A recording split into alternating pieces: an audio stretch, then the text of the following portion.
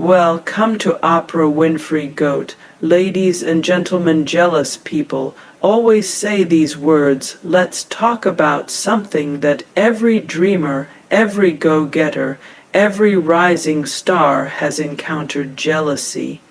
Yes, jealousy. That silent thief that tries to dim your light when it shines too bright. That uninvited guest that shows up not when you fail, but the moment you start to soar. And the truth is, jealous people rarely come out and say, "I'm jealous of you." Oh no, they're far more subtle than that. They come with smiles and phrases that seem harmless, but they're loaded with insecurity, bitterness, and deep envy. So today, I want to help you recognize the signs, not so you can hate them, not so you can clap back, but so you can protect your spirit, so you can keep rising without confusion, guilt, or apology. Must be nice. There's a certain kind of silence that enters the room after someone says, "Must be nice." It might sound light, even playful. But if you lean in closer, you can hear it. That phrase carries a sigh, a sting, a seed of envy. It's not admiration. It's not celebration. It's the voice of someone who cannot clap for you, who cannot bring themselves to say, "I'm happy for you." So instead, they offer sarcasm dipped in a smile. People who say, "Must be nice," are often looking at your mountaintop moment without ever asking about your valley. They see the picture you posted, the car you bought, the house you're building, the peace in your eyes, and instead of acknowledging the storms you've survived, they reduce it to luck or handouts. Because if they admitted how hard you worked, it would mean they have no excuse for standing still. You see, your success reminds people that more is possible, and while some are inspired by that, others feel threatened, so they minimize it. They make it sound accidental. Because to admit that you got here through faith, through pain, through perseverance, means that maybe they could too, if they were willing to fight through the same fires, and not everyone is ready for that level of accountability. When someone says "must be nice," they're trying to dim your shine without turning off the lights completely. They don't want to appear mean, but they also don't want to celebrate you fully. It's a halfway compliment laced with discomfort. And it's not your job to make them feel better about your blessing. You don't owe anyone your suffering story just to prove you earned your joy. You don't have to unpack every trial just to make your wins more digestible. You don't have to soften your shine for people who prefer the dark. Your journey is yours, and just because they didn't see the climb doesn't mean the sum. It was easy. It's easy to love you when you're struggling. It's easy to be close when you're broken. But the moment you start healing, growing, rising, that's when jealousy knocks. That's when people start using coded language, and "must be nice" is one of their favorite codes. Don't decode it, don't absorb it. Just recognize it for what it is: a reflection of where they are, not where you're going. There are people who will sit at your table and eat the meal you cooked, but still question how you got the recipe. There are people who watched you plant seeds for years, and now that your garden is blooming, they act like the sun only shined on you. Let them. You don't need everyone to believe in your journey. You just need to keep walking it. What they call nice was really years of tears you never shared. It was getting up when everything in you wanted to stay in bed. It was praying through silence, moving through fear, trusting when nothing made sense. It wasn't handed to you, it wasn't easy, and it certainly wasn't luck. It was obedience, it was grit, it was grace. Sometimes the people who envy you the most are the ones who were closest during your struggle. They remember who you used to be, and your growth feels like betrayal to their comfort. But you weren't born to stay the same. You weren't meant to shrink just to make others feel tall. You were made to expand, to stretch, to evolve, and it hurts, I know, because you thought they'd cheer for you. You thought they'd see your win as a collective one, but instead they offer backhanded compliments. They whisper sarcasm. They retreat in silence, but don't let their silence shrink your joy. Don't let their discomfort interrupt your gratitude. Your blessing deserves celebration even if it's a party of one. If they can't say, "Congratulations," that's on them. If they can't say, "I'm proud of you," let them watch from the sidelines. But you keep showing up, keep rising, keep glowing. Don't fold your wings just because someone else is afraid of flying. You didn't come this far to explain yourself. You came this far to live fully, to break generational cycles, to create beauty out of brokenness, and anyone who truly knows your story won't say "must be nice." They'll say you deserve every bit of this. That's your tribe. That's your circle. That's who you hold close. The next time you hear "must be nice," just smile, not because you agree, but because you know what it took. You know the nights you cried. You know the days you almost gave up. And now that you're here, you refuse to apologize for arriving. Jealousy speaks in passive phrases, but your joy speaks in truth. And that truth is louder than anything envy could ever whisper. You are not responsible for how your blessings make others feel. You are only responsible for how you carry them with grace, with gratitude, and without guilt.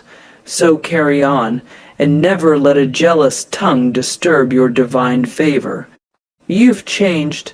There's a moment in every journey where the people around you no longer recognize who you are becoming, and instead of leaning in with curiosity, they back away with judgment.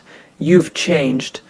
They say as if change is something to be ashamed of, as if transformation is a betrayal of the person you used to be. But let me tell you something real and true. You are supposed to change. You're not here to stay stuck in the same habits, the same patterns, the same mindset that kept you small. Life is not meant to be a cycle of repetition. It is a path of evolution. So when they say you've changed, wear that as a badge of honor. That is the proof that you have grown beyond their expectations and sometimes even beyond their comfort. Often, those 3 words are not coming from a place of concern. They come from a place of fear, because when you change, you challenge the parts of others that have stayed the same. You become a mirror. And that reflection forces people to look at what they haven't yet faced. So instead of doing their own inner work, they criticize yours. There was a time you tolerated things just to keep the peace. A time you said yes when you meant no. A time you silenced your voice to be accepted. But not anymore. You've done the soul work. You've sat with the pain. You've had the hard conversations with yourself. And now you're showing up as someone who values your worth, and that disrupts the old dynamics. You've changed, they say, and what they mean is, you no longer prioritize their comfort over your peace. You no longer play small to make them feel big. You no longer water yourself down just to be digestible. You've grown into someone who sees the world and yourself differently, and that scares people who were comfortable with your past version. But here's the truth. Staying the same would have cost you your purpose. Had you not changed, you would still be accepting breadcrumbs. You'd still be carrying wounds that weren't yours to hold. You'd still be smiling while breaking inside. You'd still be exhausted, pouring into cups that never poured back. Change saved you. They don't know the battles you fought behind closed doors. They don't know how hard it was to leave familiar places. They don't know the nights you cried for clarity, the days you questioned your worth. All they see now is the new glow, the new boundaries, the new light in your eyes, and instead of asking what you went through to get there, they say, "You've changed." Let them say it. Let them whisper. Let them wonder. You're not obligated to explain your growth to anyone. You don't need permission to evolve. You don't need validation to walk in your truth. Your journey belongs to you, and if your change makes someone uncomfortable, that's not your burden to carry. Change is not betrayal. Change is maturity. It's awakening. It's the divine call to step out of the shallow and into the deep. And sometimes that means outgrowing people, places, and patterns that once felt like home. Sometimes it means saying goodbye without bitterness, just with quiet gratitude for the role they played in your earlier chapter. There are people who only loved you in your brokenness because your wounds didn't threaten their ego. The moment you healed, the moment you rose, the moment you said, "I deserve more," they started calling it attitude. They started saying you've become distant, but you didn't become cold. You became clear. You have every right to change, to protect your peace, to choose your future over familiar pain. And the right people will celebrate that change, the ones who are also growing, who are also healing, who are also walking the path of self-discovery. They won't say you've changed like it's a curse. They'll say it like it's a blessing. Not everyone is meant to go where you're going. Some connections expire not because of hatred, but because of evolution, and that's okay. You're not leaving them behind out of pride. You're following the call of purpose. The old you was necessary for survival, but the new you is here to thrive. So the next time someone looks at you with narrowed eyes and says, "You've changed," look back with grace, smile, and say, "Yes, I have," because staying the same would have meant betraying your growth. And you're done betraying yourself just to make others feel secure. Let them call it change, you call it healing. Let them call it distance, you call it boundaries. Let them call it pride, you call it finally knowing your worth. This is your season of becoming, and you don't need their approval to bloom. You didn't come this far to stay unchanged. You came to rise, to soften in love, but sharpen in truth, to speak differently, think differently, and live differently. That's not arrogance, that's alignment, and you deserve every bit of it. Don't forget where you came from.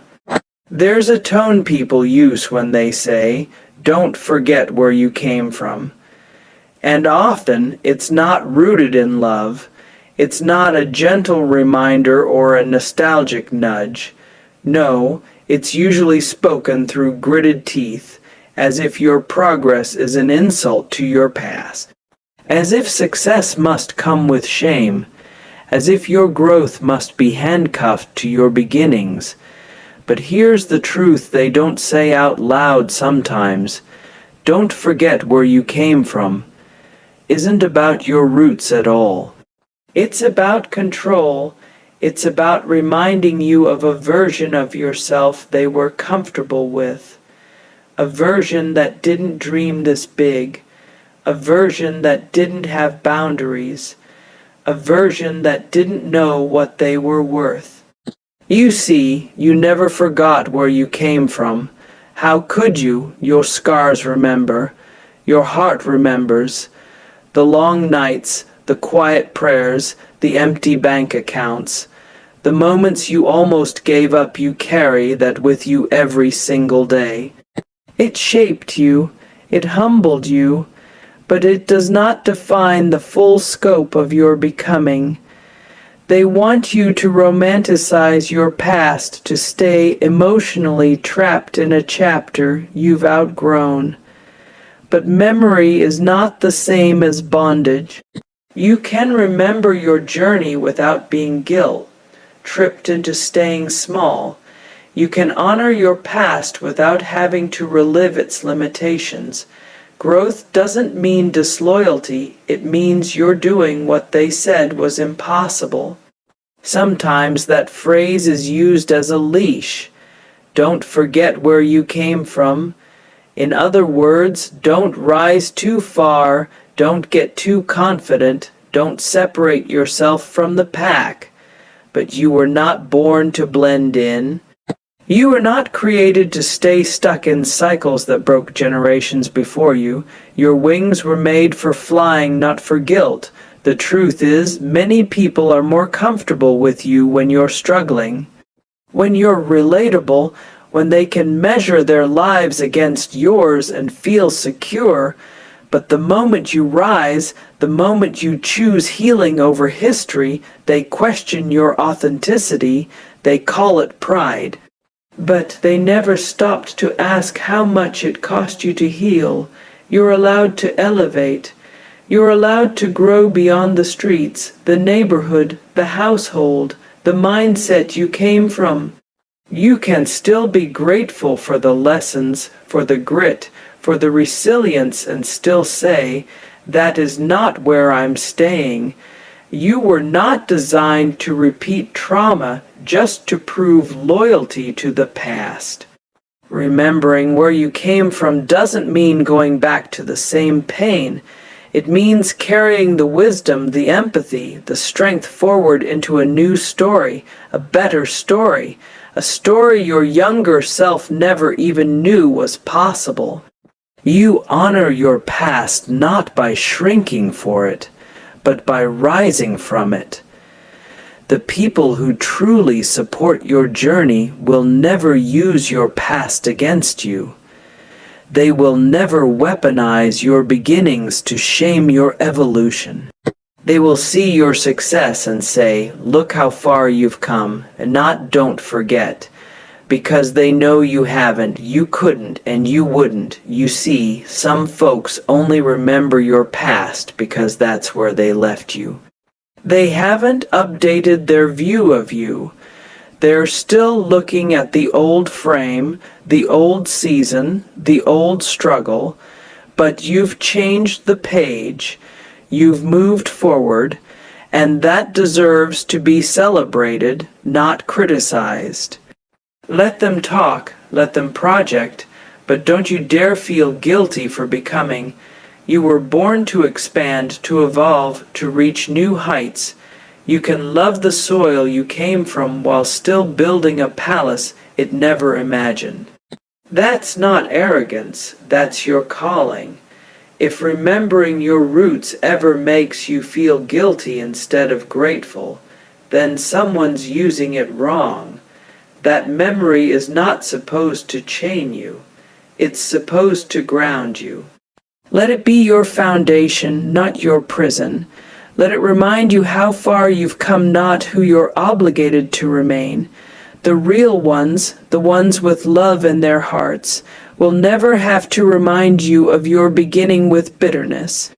They'll remind you with joy, with admiration, with pride. They'll see your rise as theirs too, because when one of us wins, We all get closer to breaking free from the stories that tried to keep us down. So, no, you haven't forgotten, not even for a second. You remember where you came from. You remember the struggle. But you also remember the promise. And that promise, that vision, is what keeps you climbing. Keep going. Keep becoming. Your journey is not a betrayal of your past. It is the fulfillment of its deepest prayers. You think you're better than us now. There comes a moment in your journey when your growth no longer inspires the people you thought would celebrate you. Instead, it triggers them, the very people who once clapped for you, who once told you to dream bigger, now look at your progress with suspicion. You think you're better than us now. They say not because you've said it, but because your elevation has unsettled their stagnation. You never said you were better. You just started choosing better.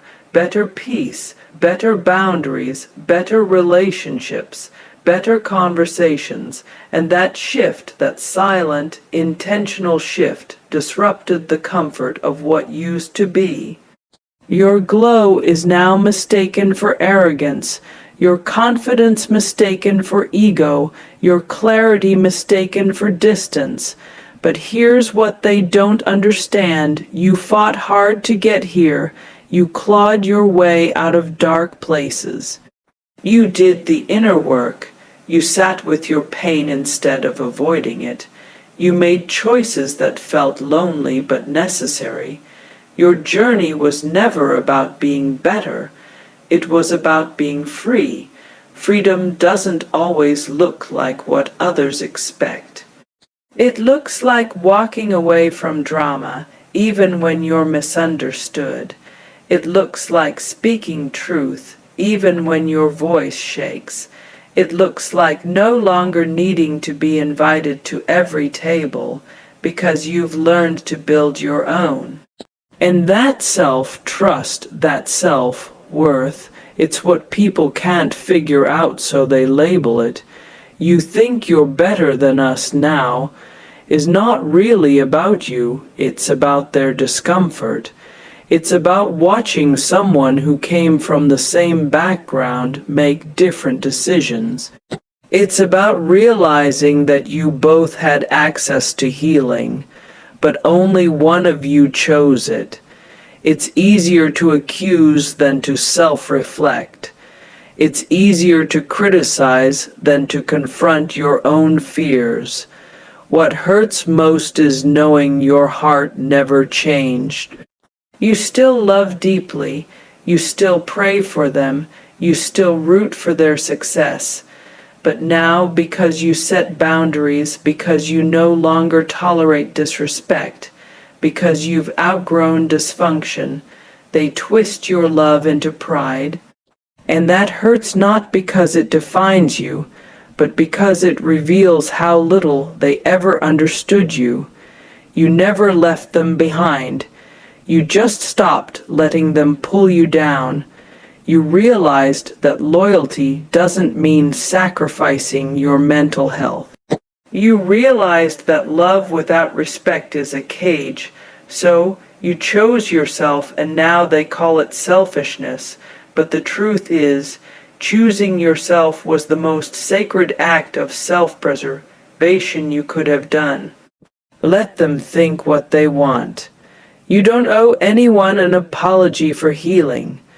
You don't have to explain why you protect your peace. You don't need permission to walk into the fullness of who you were born to be. Those who truly love you won't feel diminished by your glow. They'll be inspired to shine too. It's not about being better. It's about being different. Different because you refused to repeat the same cycles. Different because you chose growth over gossip, discipline over drama, joy over justification. You decided that your life had to look different if your legacy was going to be different. There are people who only loved the version of you that stayed small.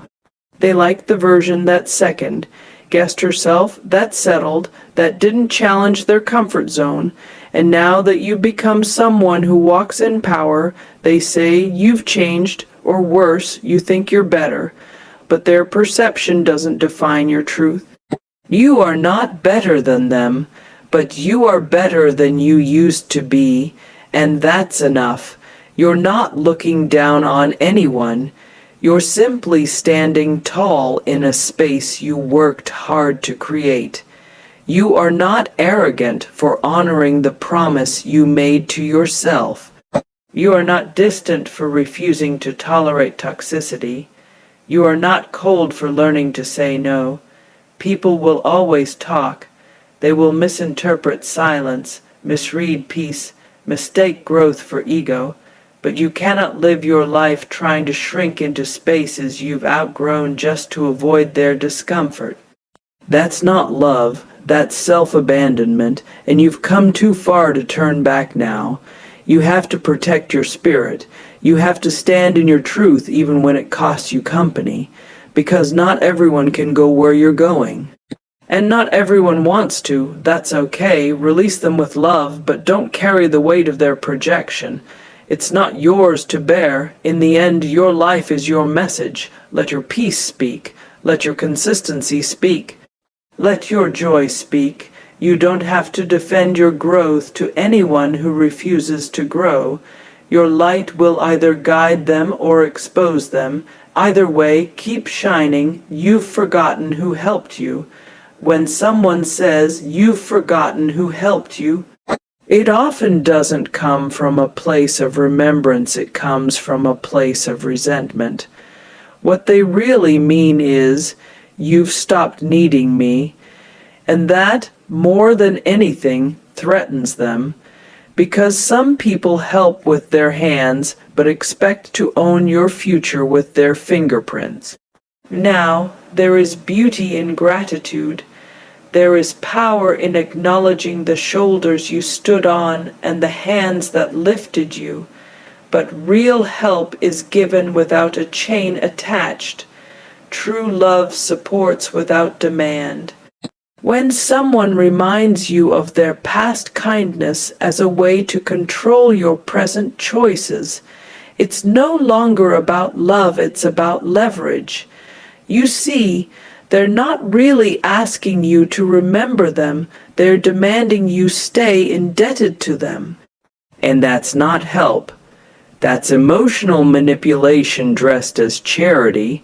That's the kind of help that poisons the well long after the water was given. You didn't forget who helped you, you just stopped allowing it to be used as a reason to stay small.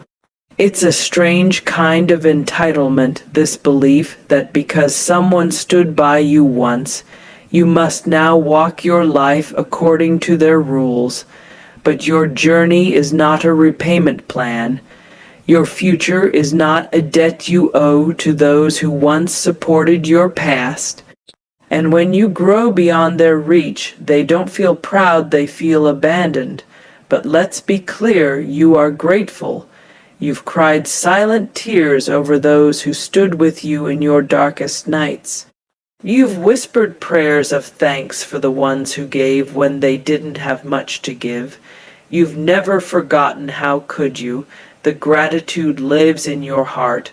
What you stopped doing is performing that gratitude like a circus act to keep others pacified. There is a difference between appreciation and servitude.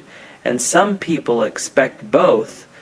They expect you to keep your head bowed, your wings clipped, your voice quiet, but that's not what help is supposed to do. Real help empowers you to fly and then cheers when you soar, not guilt, trips you for leaving the ground. You've forgotten who helped you, is often a cry from someone who no longer feels relevant in your life.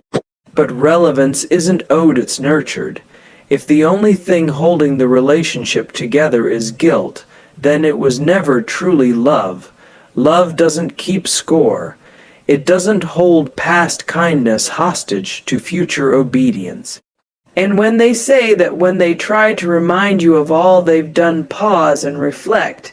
Have you truly forgotten, or have they simply fallen silent in a story they used to control? Did you stop honoring them, or did you stop obeying them? There's a difference. One is forgetfulness, the other is freedom. Sometimes they helped you because they loved who you were then, not who you are now. They loved the version of you that needed them, that leaned on them, that made them feel important. But now that you've grown, now that you've become confident, self-led, and self-trusting, they feel replaced, not because you removed them, but because you evolved past their expectations. And it's painful, isn't it, to realize that some of the people who were kind to you at the start are bitter about your success now, that what you thought was unconditional support came with silent conditions, that behind every "I'm proud of you" was a quiet hope that you'd always stay just close enough to depend on them. But here's what matters: your growth is not betrayal. Your success is not forgetfulness. You are allowed to expand. You are allowed to evolve beyond the container others placed you in. Your gratitude can be true and your boundaries can be firm. You can honor the past and still protect your peace. Keep loving from a distance if you must. Keep praying for them if it helps your spirit. But never let guilt shrink you back into a life you fought to grow from. You didn't forget who helped you, you simply remembered who you were becoming. And sometimes, remembering that is the bravest thing you can do.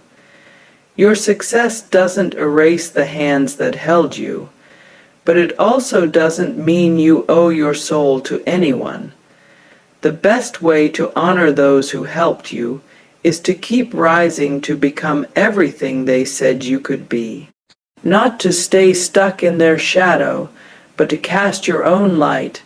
So don't waste energy defending your heart to those committed to misunderstanding it.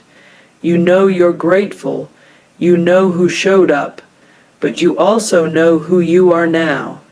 And that version of you deserves the freedom to walk boldly into her future, unshackled, unashamed, and unapologetically whole.